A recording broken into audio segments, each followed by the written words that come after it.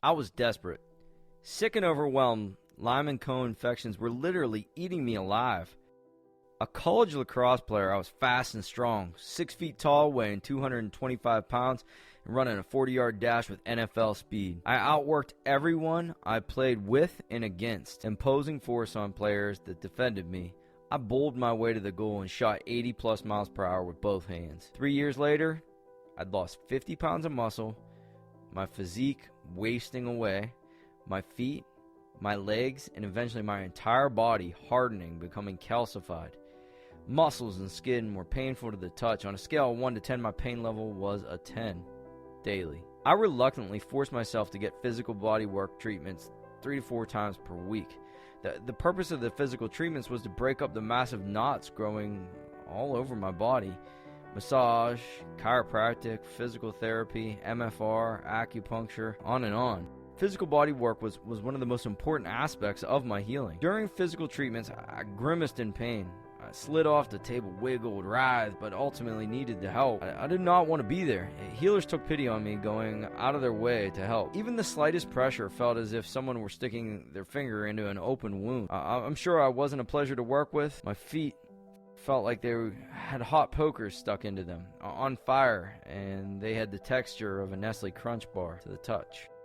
My joints felt like they were tearing from my body, and I became injured easily. My brain didn't work as I couldn't remember how to function day to day. I couldn't recognize little things like which drawer my t-shirts were in, which drawer my socks were in. I only had 3 drawers. I would shake when holding a pen or glass of water. My fascia between muscles and skin twisted, dried, and matted down. My body locked into uncomfortable positions and froze. I became deformed and disfigured from Lyme. I had seizures, including one during Christmas church service. Woke up in an ambulance, my family all surrounding me, and the seizure happened in front of hundreds of people. I didn't even know it happened. 10 years I was crippled. I could have settled for a life of pain. I certainly could have gotten Social Security disability payments. Having fibromyalgia, Lyme disease, diabetes, and countless other symptoms, I'm sure every doctor that I had would have wrote a testimony for me. I pretty much could get any number of diagnoses. Depending on which doctor I visited, having 40-plus symptoms had worked just to pay doctor bills. Living doctor's visit to doctor's visit, every visit, I got a different answer. Every visit cost another $1,000. I was going broke, but believed that more information I collected, the better my chances of recovery. I stuck to it. Overwhelming, the anxiety was consuming. I was imprisoned in my own body, like a caged animal.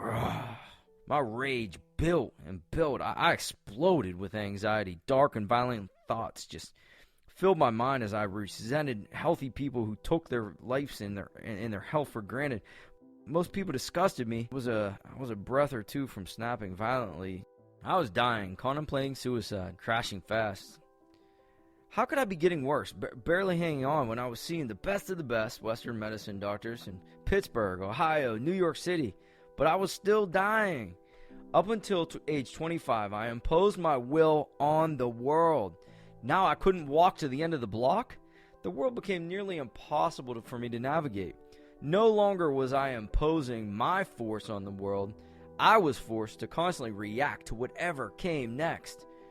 I was weeks away from becoming wheelchair bound. Pulling no punches, a desperation move. I let everyone know I needed help. Facebook didn't really exist like it does today, so I turned to my social network. Exhausting all my resources, a friend told me about a naturopath and an herbalist who had saved his co-worker from stage 4 cancer. Reluctantly, I made an appointment with the herbalist. Arriving at the appointment, beaten down and exhausted, I remember crying alone, anxious in a parking lot across the street from the practitioner's office.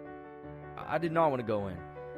I'd hit rock bottom. I have no idea that my life was about to change so drastically. I walked away from the doctor's appointment, the herbalist, with inexpensive pills, thinking to myself, this is such a waste of time. I was so desperate, so I took the regimens. I tossed and turned, not sleeping for 3 days. Black shit came out my nose for 3 days.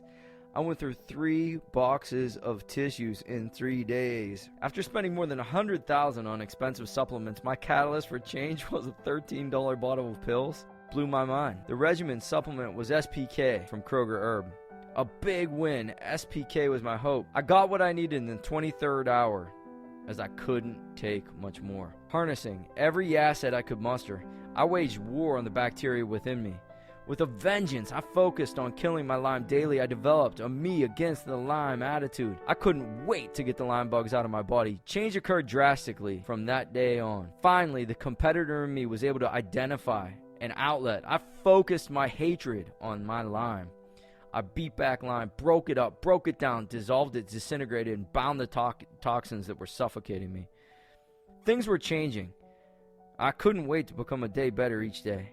I was excited by my new lease on life, with obsession every time I took a piss, every time I took a shit, every time I breathed. I knew I was crushing Lyme, and I knew I was becoming one day better each and every day. When it comes to killing Lyme, many people will only use antibiotics. Many, only herbals. I used both. I got a die-off from doxycycline and erythromycin, but SPK is the supplement that truly changed my life. Unless you have had a chronic illness, then you really can't appreciate the desperation and frustration and the rage. Anyone who has chronic illness eventually settles into a whatever it takes to resolve my symptoms attitude. Whatever works, man.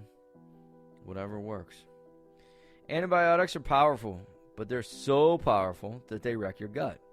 Intravenous antibiotics are a common treatment. My thought about intravenous treatments is that if you're receiving an IV treatment like, say, Rocephin, if your doctor is familiar with IV antibiotics, then ask them about IV glutathione and IV vitamin C, two powerful Lyme treatments. Antibiotics kill Lyme and in the process kill all of your good gut bacteria. Antibiotics wreak havoc on your intestines. Your intestines are called the second brain, and they're the control system for your immune system. Chemical soup occurs. There are millions of probiotics that die daily, so we need to replenish them. You get stuck, weakened, fighting at 60% or 50% or 40% of your immune function due to the shortage of probiotics. This lack of probiotic or probiotic manpower is very real. If using antibiotics, you have to rotate antibiotics and then take time off to repair your gut, or you will always be fighting a losing battle. Each time you start a new round of antibiotics, you'll have to start the gut probiotic repair process following. Kill bacteria, then repair, over and over and over the process. Kill the bacteria, then repair, over and over and over. The foundation of all disease is sick intestines. Even when becoming one day better and healing, setbacks will occur. It's not what you see coming that kills you. Live with awareness, alert but not anxious. Processes and planning resolve anxiety.